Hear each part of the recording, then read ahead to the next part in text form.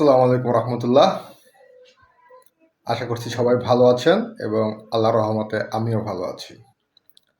আসন্ন জাতীয় সংসদ নির্বাচন নিয়ে বাংলাদেশের মানুষের এবং বাংলাদেশের রাজনৈতিক দলগুলোর অনেক আকাঙ্ক্ষা, উচ্চাকাঙ্ক্ষা বা আশা অনেক কিছু রয়েছে। তো নির্বাচন নিয়ে আমার অনেক আশা বা স্বপ্ন ছিল যে হয়তোবা আমরা একটা পরিবর্তনের দিকে যাচ্ছি। আমাদের দেশ থেকে একটি স্বৈরাচারী শাসক দেশ থেকে চলে গিয়েছে। তো আমাদের অনেক স্বপ্ন, আশা এবং স্বপ্ন ছিল যে আসলে আমরা একটা পরিবর্তনের দিকে আগাচ্ছি। আমি জানি না এই নির্বাচনের ফলাফল কি হবে এবং আমরা এক স্বৈরাচার থেকে আরেক স্বৈরাচারে রূপান্তরিত হব কিনা বা আরেক শোষিত সরকারের আওতায় বাংলাদেশের জনগণ পড়বে কিনা সেই বিষয়ে আসলে আমি এখনো পরিকল্পিত কোনো চিন্তাভাবনা করছি না বা করলেও কোনো লাভ নেই, কারণ আমি খুবই সামান্য একজন মানুষ। আমি ফেসবুক লাইভে 2-4টি কথা বলি। এখন আমার বিষয় হচ্ছে, আমি আপনাদেরকে যে বিষয়টা শেয়ার করার জন্য লাইভটাতে আসলাম, টুয়েসডে 10 ফেব্রুয়ারি গভর্নমেন্ট ইনফো থেকে আমাকে একটা মেসেজ করা হয়েছে যে আসন্ন গণভোট ও জাতীয় সংসদ নির্বাচনে ভোট দিন। খুব চমৎকার কথা লিখেছে, আমার খুব পছন্দ হয়েছে। এখানে হা বা না কিছুই নেই, লেখা শুধু আসন্ন গণভোট ও জাতীয় সংসদ নির্বাচনে ভোট দিন। চমৎকার। 9 ফেব্রুয়ারি আরেকটি মেসেজ আমাদেরকে ইনফো থেকে দেওয়া হয়েছে, গভর্নমেন্ট ইনফো থেকে, ইতিহাসের সাক্ষী হতে গণভোটে অংশ নিন। দুর্দান্ত, চমৎকার, ফ্যান্টাস্টিক। আমার খুব ভালো লেগেছে যে এখানে হা বা নায়ের পক্ষে কোনো কথা নেই, কথা হচ্ছে শুধুমাত্র ইতিহাসের সাক্ষী হতে গণভোটে অংশ নিন। চমৎকার। ফেব্রুয়ারি 8 তারিখে আমাদেরকে আরেকটি মেসেজ করা হয়েছে গভর্নমেন্ট ইনফো থেকে, দেশের ভবিষ্যৎ নির্ধারণে গণভোটে সামিল হন। দুর্দান্ত। এই 3টা মেসেজ খুবই ভালো লেগেছে আমার কাছে, যেখানে নির্দিষ্ট কোনো ভোটের অঙ্গীকারনামা বা আমি হাতে ভোট দেন বা নাতে ভোট দেন এই ধরনের কোনো কথা এখানে লেখা নেই। তাহলে 8 তারিখ আমাদেরকে মেসেজ দিল 8ই ফেব্রুয়ারি দেশের ভবিষ্যৎ নির্ধারণে গণভোটে সামিল হন, এবং 9 ফেব্রুয়ারি আমাদেরকে একটা মেসেজ দিল ইতিহাসের সাক্ষী হতে গণভোটে অংশ নিন, এবং 10ই ফেব্রুয়ারি আমাদেরকে আরেকটি মেসেজ দিল গভর্নমেন্ট ইনফো থেকে, আসন্ন গণভোট ও জাতীয় সংসদ নির্বাচনে ভোট দিন। চমৎকার। এবং 6ই ফেব্রুয়ারি আরেকটি মেসেজ দিল গভর্নমেন্ট ইনফো থেকে, দেশকে ভালোবাসুন, নির্বাচনে দুর্নীতিবাজদের বয়কট করুন। চমৎকার। আমরা চাই দেশ থেকে দুর্নীতি, লুটতারাজ, এগুলো চাঁদাবাজি, রংবাজি, এগুলো বন্ধ হোক। যদি এগুলো বন্ধ হয়ে যায় তাহলে আমার মতো মানুষ একটু স্বস্তি পাবে এবং শান্তি পাবে। আমরা যারা ক্ষুদ্র ব্যবসায়ী, খুব ছোট ছোট ব্যবসা করি, মুদির দোকান, তারপর হচ্ছে ডেলিভারার, তারপর হচ্ছে ভ্যান চালক, সবজির দোকানদার, তারা অনেকটাই স্বস্তি পাবে। চমৎকার। তাহলে এ হচ্ছে 6 থেকে 10 তারিখে গভর্নমেন্ট ইনফো থেকে মেসেজ। খুবই ভালো লেগেছে, যেখানে নির্দিষ্ট কোনো ভোট দেওয়ার জন্য কোনো ধরনের কোনো কথা এখানে লেখা হয়নি। শুধুমাত্র গণভোটকে যাতে উৎসাহিত করে মানুষ এবং গণভোটের পক্ষে যাতে রায়টা দেয় সেই বিষয়ে আলোচনা করা হয়েছে। কিন্তু আমার প্রশ্ন হচ্ছে যে আমি গত লাইভে যে বলেছিলাম যে আসলে আমাদেরকে যে হাফ ভোটের পক্ষে, এই হাফ ভোটের পক্ষে যে আমাদেরকে উৎসাহিত করা হলো, সেই বিষয়টা আসলে একটি শাস্তিযোগ্য অপরাধ, এবং কোন আইনে এটি শাস্তিযোগ্য অপরাধ সেই বিষয়টা আমাদেরকে পরিষ্কার আমি বলে দিয়েছি যে এই আইনের আওতার মধ্যে গণভোটটা হচ্ছে একটি অপরাধ। এখন আমার প্রশ্ন হচ্ছে, নির্বাচন কমিশন এই যে অপরাধটা করলো, এই অপরাধের শাস্তি কি হতে পারে সেই বিষয়ে কি নির্বাচন কমিশন কোনো চিন্তা ভাবনা করেন? তারাই গণভোটের পক্ষে গভর্নমেন্ট ইনফো থেকে আমাদেরকে মেসেজ দিচ্ছে যে আপনারা দেশ পরিবর্তন করার জন্য হা ভোটে ভোট দিন, হাকে জয়যুক্ত করুন। এইটা একটি শাস্তিযোগ্য অপরাধ ছিল, এই শাস্তিযোগ্য অপরাধ তাদের 29শে ফেব্রুয়ারি মনে পড়েছে, এবং এখন তারা যত মেসেজ দিচ্ছে মোবাইলে, সেই মেসেজে আসলে এই হা বা না কিছুই থাকে না, শুধুমাত্র বলা হয় গণভোটকে সফল করুন। হ্যাঁ, গণভোটকে আমরা অবশ্যই সফল করব। এখন আমার কাছে খুব ভালো লাগতেছে যে আসলে গণভোটকে আমাদের সফল করা উচিত, এবং দেশ পরিবর্তনের জন্য আমাদের হা বা না যে কোনো একটা পক্ষে রায় দেওয়া উচিত। এখন বাংলাদেশের যে 18 কোটি জনগণ বা 20 কোটি জনগণ, তারা কি জানে গণভোটে হার ভিতরে কি কি আছে? এক সরকার, এক মানুষ দুইবার বেশি সরকার গঠন করতে পারবে না, বা এই টাইপের 6টা বা 7টা অঙ্গীকারনামা বা সংবিধান আমরা পরিবর্তনের জন্য দেখছি। বাট আমাদের আরও তো অনেক সংবিধান আছে। সংবিধান তো শুধুমাত্র 8টা বা 9টা বা 6টা পয়েন্টের মধ্যে সীমাবদ্ধ না। এই বিষয়টা এখন পর্যন্ত বাংলাদেশ নির্বাচন কমিশন এবং বাংলাদেশ সরকার এখন পর্যন্ত পরিষ্কার করেন। আমি আশা করছি আমি আমার বক্তব্য সবাইকে বুঝাতে পারছি।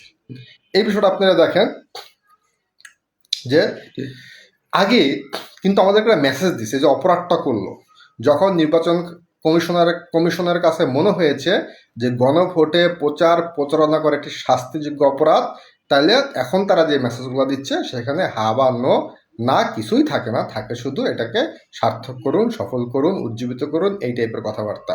কিন্তু তারা যে হা ভোটের পক্ষে মেসেজ দিয়ে বাংলাদেশের জনগণকে আগেই উদ্বুদ্ধ করলো, আগেই জানিয়ে দিল যে আপনারা হা ভোটটা দিন। এখন আমার প্রশ্ন হচ্ছে, যদি দেশ আসলেই স্বাধীন হয়, দেশ যদি আসলেই স্বৈরাচার মুক্ত হয়, দেশ যদি আসলেই আমাদের সমাজ ব্যবস্থা যদি অনেকটাই পরিবর্তন হয়ে আসে, তাহলে এই যে মেসেজটা নির্বাচন কমিশন বাংলাদেশের জনগণকে দিয়েছিল, তার শাস্তি কি হতে পারে? সেই ব্যবস্থা কি কেউ নিয়েছে কিনা? নির্বাচন কমিশন যদি এটি পাঠিয়ে থাকে বা সরকার থেকে যদি পাঠিয়ে থাকে, তার বিরুদ্ধে কোনো ব্যবস্থা নেওয়া হয়েছে কিনা? যদি তার বিরুদ্ধে ব্যবস্থা নেওয়া হয়, তাহলে আমি মনে করব দেশ শোষণমুক্ত হয়েছে, দেশ স্বৈরাচার মুক্ত হয়েছে, দেশ উন্নয়নের দিকে এগিয়ে যাচ্ছে। আমাদের চাওয়া পাওয়া বাংলাদেশ সরকার বা যেই সরকারই থাকুক না কেন, তার কাছে খুব একটা বেশি চাওয়া পাওয়া না। আমাদের চাওয়া পাওয়া খুবই স্বল্প। দেখেন, আমার সাথে কিন্তু দরিদ্র মানুষ, গরিব মানুষরা সব কিছু মিলে যাবে। আমরা খুব কঠোর পরিশ্রম করি, ঘাম ঝরিয়ে ইনকাম করি। আমাদের যে দৈনিক এটা কি বলে শ্রমিক আছে, যে ভ্যান চালায়, যে কাঁচা বাজার বিক্রি করে, যে মুদির দোকানদার বা মুদির দোকানে চাকরি করে, তার আয় তো খুবই স্বল্প। তাদের কি না হচ্ছে দ্রব্যমূল্য নিয়ন্ত্রণ এবং তাদের বিচার ব্যবস্থাটাকে যদি সুষ্ঠুভাবে পরিচালিত করা হয়, এই 2টা বা 3টা চাওয়ার মধ্যে আমাদের সীমাবদ্ধ। কিন্তু আমরা প্রত্যেকে কিন্তু আমার মতো একই চাওয়া চাবে। আমাদের বিশাল রাস্তা, বিশাল বড় কিছু, বিশাল এয়ারপোর্ট, এত কিছু আমাদের আসলে চাওয়ার মধ্যে থাকে না। তারপরে যদি হয়, এটা আমাদের জন্য ভালো বা সুসংবাদ। আমার কথা হচ্ছে যে এখন আমার প্রশ্ন হচ্ছে, এই যে কিছুদিন আগে আমাদের সবার মোবাইলে একটা মেসেজ দিল যে আপনারা হা ভোটের পক্ষে রায়টা দেন, এই মেসেজটা যেটি শাস্তিযোগ্য অপরাধ ছিল বা শাস্তিযোগ্য অপরাধ হয়েছে, এই বিষয়টা যখন নির্বাচন কমিশনের আওতায় চলে আসছে বা নির্বাচন কমিশন যখন বুঝতে পেরেছে, তাহলে এই মেসেজটা দেওয়ার জন্য সরকারকে কি ধরনের আইনের আওতা আনা হয়েছে বা কি ধরনের শাস্তির ব্যবস্থা করা হয়েছে, এই বিষয়টা আমি জানতে চাই। এবং আমাদেরকে হা এবং না ভোটের পক্ষে বিপক্ষে পরিষ্কারভাবে সব তথ্য দিতে হবে, নাহলে বাংলাদেশ জনগণ এত সস্তা গণভোট মেনে নিবে না। হ্যাঁ, 2-1টা 5, 6, 7টা পয়েন্ট আমরা জানি যে পয়েন্টগুলো খুবই ভালো, চমৎকার, কিন্তু আমাদেরকে পরিষ্কারভাবে আসলে হা ভোট হলে আমরা কি কি পাবো এবং না ভোট হলে আমাদের কি কি ক্ষতি হবে। আমি ধরে নিলাম হা ভোটে এগুলা যদি না পাই তাহলে আমাদের ক্ষতি হয়ে যাবে, কিন্তু পরিষ্কারভাবে A to Z ডিটেলস বিস্তারিত বিবরণ সহকারে দিতে হবে। কারণ বাংলাদেশে আমরা গরিব মানুষ, আমরা মধ্যবিত্ত, নিম্ন মধ্যবিত্ত মানুষ বেশি, আমাদেরকে ইমোশনাল ব্ল্যাকমেল করা খুব সহজ। তো ইমোশনাল ব্ল্যাকমেল যাতে বাংলাদেশে আর কোনো জনগণ না হয়, এই জন্য আমাদেরকে বিস্তারিতভাবে নির্বাচন কমিশন থেকে হয় মোবাইলে মেসেজ দিবেন, অনেক বড় হোক, আমাদের স্পেস বারে মেসেজ দিবেন, আর যদি খুবই ছোট হয় ছোট করে মেসেজ দিবেন। কিন্তু আমি গণভোটকে উৎসাহিত করি। কেউ হা ভোট দেখ, এটা তার ব্যক্তিগত ব্যাপার, কেউ না ভোট দেখ, এটাও তার ব্যক্তিগত ইস্যু, কিন্তু আমাদেরকে বিস্তারিত দিতে হবে। কোনো কিছু গোপন লুকোচুরি, এই ধরনের প্রতারণার ফাঁদে বাংলাদেশ জনগণকে আমি আশা করছি বাংলাদেশ গভর্নমেন্ট ফেলবে না। সময় আর একদিন হাতে আছে, আগামীকাল 11 তারিখ 12 তারিখ নির্বাচন। এই নির্বাচনের আগে যেই অপকর্মটা বাংলাদেশ সরকার করে ফেললো, সব অপকর্মের শাস্তি কি হতে পারে এইটা আমি জানতে চাই, এবং যদি কেউ জেনে থাকেন আমাকে জানাবেন। আর যদি আমার বক্তব্য দেওয়ার কারণে বা আমি লাইফটা করার কারণে আমার শাস্তি হয়ে থাকে, তা আমাকে শাস্তির আওতায় নিয়ে আসবে, আমার কোনো আপত্তি নেই। সেটা আমার 6 মাস জেল খাটতে আমি খাটবো। কিন্তু এই যে আপনারা চোখে আপনারা একটা নির্বাচন কমিশন দীর্ঘ 60 বছর ধরে নির্বাচন করছেন, এরকম একটা মজবুত নির্বাচন কমিশন যদি একটা একটা ভুল করে থাকে, চমৎকার একটা ভুল করেছে, মানে মর্মান্তিক একটা ভুল করেছে, একদিকে চমৎকার একদিকে মর্মান্তিক। তো এইরকম একটা ভুলের কারণে এই কমিশনকে কি ধরনের, বা এই সরকারকে, এই যে গভর্নমেন্ট ইনফো, আমি জানি না এটা সরকার না কোনো রাজনৈতিক দল না কোনো সরকারি অফিস, যেটাই হোক, তারা এই যে মেসেজটা দিল হাবোর্ডের পক্ষে আপনারা রায় দেন, এটা শাস্তিযোগ্য অপরাধ যখন তাদের কাছে মনে হয়েছে, তখন তার মেসেজের সুর পাল্টিয়ে ফেলেছে। তো এই জায়গাটা আমাদের পরিষ্কার করতে হবে যে আসলে আপনারা তখন যে অপরাধটা করলেন সে অপরাধের শাস্তি কি হতে পারে। এই হচ্ছে আমার প্রশ্ন, যার জন্য আমি আজকে লাইভটাতে আসলাম। দ্বিতীয় প্রশ্ন হচ্ছে, বা এই এখন যেই সরকার আছে, অন্তর্বর্তীকালীন সরকার আছে, খুব ভালো মানুষ, নিঃসন্দেহে চমৎকার, ওয়ার্ল্ড ওয়াইড তার একটা স্বীকৃতি আছে, এবং সামনে যারা সরকার গঠন করবে 12 তারিখ নির্বাচনের পর, তাদেরকে একটা আন্তর্জাতিক স্বীকৃতি আমি আশা করি আছে। তো সেই জায়গা থেকে এই যে আমাদেরকে ঘোষণা দেওয়া হলো যে 8 তারিখ বন্ধ এবং 9 তারিখ থেকে বন্ধ শুরু হবে। তো এই যে বন্ধর কথা ঘোষণা দিল যে 8 তারিখ বন্ধ, 9 তারিখ বন্ধ, বন্ধ শুরু হয়ে যাবে। সারা বাংলাদেশের গার্মেন্টস ফ্যাক্টরি 8 তারিখ বন্ধ করে দিবে, 8 তারিখ পর থেকে তারা দেশে চলে যাবে, এবং 9 তারিখ সারা বাংলাদেশের সকল ধরনের অফিস বন্ধ থাকবে। কিন্তু ঘটলো কি, এটা কিন্তু সরকার থেকে এটা জারি করা হয়েছে যে বাংলাদেশের সকল গার্মেন্টস বা ফ্যাক্টরি এরা 8 তারিখে বন্ধ করে দিবে। কিন্তু ঘটলো উল্টাটা, ঘটলো কি, যে সারা বাংলাদেশে 8 তারিখ গার্মেন্টসগুলো খোলা ছিল, ফ্যাক্টরিগুলো খোলা ছিল, 9 তারিখ সারা বাংলাদেশের অফিস আদালত খোলা, আজকেও সারা বাংলাদেশের অফিস আদালত খোলা। এখন মনে করেন যে তুমি তো বাসায় বসা ছিল, হ্যাঁ, তা আপনি দেখেন আজকে ব্যাংকগুলা কি গভর্নমেন্ট আন্ডারে পড়ে? ইভেন আজকে 10 তারিখ, 9 তারিখ থেকে বাংলাদেশ শাটডাউন মানে বন্ধ হয়ে যাওয়ার কথা সরকারের ছুটি ঘোষণা করলো, সেইখানে আজকে সোনালী ব্যাংক, রূপালী ব্যাংক, জনতা ব্যাংক, যতগুলা ব্যাংক ছিল সরকারি বেসরকারি সকল ব্যাংকগুলা খোলা ছিল। এই বিষয়ে সরকার কী ধরনের পদক্ষেপ নিয়েছে?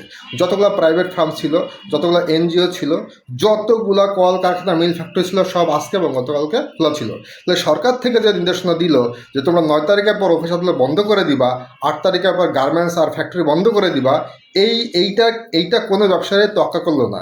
আমি ধরে নিছি সরকারের সাথে ব্যবসায়ীদের চুক্তি হয়েছে, অথবা ব্যবসায়ীদের সাথে সরকারের চুক্তি হয়েছে যে আমি আমার কথা বলবো, তোমরা এটা মানলে মানবা, না মানলে নাই। তাহলে এখন যদি এই জিনিসটা সরকার থেকে ঘোষণা আসে, এবং এই ঘোষণা যে বাংলাদেশের প্রতিষ্ঠানগুলো মানলো না, সেই বিষয়ে সরকার কোনো পদক্ষেপ নিয়েছে এখন পর্যন্ত নেয়নি, এবং তো অনেক অফিস আগামীকালও খোলা। সো সরকারি আদেশ নির্দেশনা যদি জনগণ না মানে, তো এই সরকার দিয়ে কী হবে, বা ভবিষ্যৎ কী? 12 তারিখের পর যে সরকার আসবে তারা তাদের মতো করে সিদ্ধান্ত নেবে। কিন্তু আমার কথা হচ্ছে, আমি যখন সরকারের দায়িত্ব পালন করব, বাংলাদেশের জনগণের কাজটা হচ্ছে সরকারের দিক নির্দেশনাগুলো মেনে চলা, কিন্তু কেউ এটা তোয়াক্কা করলো না। আমার প্রশ্ন এই দুইটা জায়গাতে ছিল, যার জন্য আজকে লাইভটাতে আসলাম। তো আসলে আমাদের কী হচ্ছে, আমরা কোথায় যাচ্ছি? এই যে অনিয়ম, এই যে প্রতিনিয়ত অনিয়ম, সরকার থেকে একটা ঘোষণা আসে, এই ঘোষণা কেউ তোয়াক্কাই করে না, এবং তোয়াক্কা করে না, এবং এই যে তোয়াক্কা করলো না এই সরকার থেকে, এদের কোনো কোনো শাস্তি, কোনো ধরনের কোনো পানিশমেন্ট, কোন ধরনের কোনো নোটিশ, কোন ধরনের কোনো অধ্যাদেশ কিছুই সরকার করলো না। এরকম চলতেছে বাংলাদেশে প্রায় 50 থেকে 60 বছর, যুদ্ধের পর থেকেই এরকম চলতেছে। সামনে যে সরকার আসবে তাদের জন্য মোবারকবাদ, সে ধানের শীষ আসুক, দাঁড়িপাল্লা আসুক, আরও যেগুলো এনসিপি আসুক, তাদের জন্য শুভকামনা রইল। এবং আমি আশা করছি যে বাংলাদেশের ভবিষ্যৎ সরকার যে 12 তারিখের পর সরকার গঠন করবে সে অনেক কঠোর হবে, এবং সরকার যত কঠোর হবে জনগণের তত সুবিধা আছে। হয়তো জনগণ এখন বুঝতেছে না, তবে বুঝবে একটা সময়। সরকার থেকে কোনো অধ্যাদেশ আসলে অবশ্যই বাংলাদেশের আমার মতো গরিব মানুষগুলা যাতে স্বস্তি পায়, সেই বিষয়ে একটা কঠোর পদক্ষেপ নিয়ে প্রত্যেকটা প্রতিষ্ঠানের মালিকদেরকে নোটিশ পাঠাতে হবে যে তোমরা অবশ্যই সরকারের নিয়মকানুনগুলো মানবা, যাতে তোমার কর্মচারী, তুমি যাদেরকে পরিশ্রম করো, তারা যাতে স্বস্তি পায়। দেখেন, নির্দেশনা আসলে কিন্তু 8 তারিখ থেকেও আস্তে আস্তে 8 তারিখ থেকে 9 তারিখ থেকে সব কিছু প্রতিষ্ঠানগুলো বন্ধ থাকবে। কিন্তু ঘটলো কি, ঘটলো যে 9 তারিখ 8 তারিখ সারা বাংলাদেশ খোলা, 9 তারিখে সারা বাংলাদেশ খোলা, 10 তারিখ আজকে সব প্রতিষ্ঠান খোলা, আগামীকাল হয়তো বন্ধ দিলেও দিতে পারে, তার কোনো নিশ্চয়তা নাই।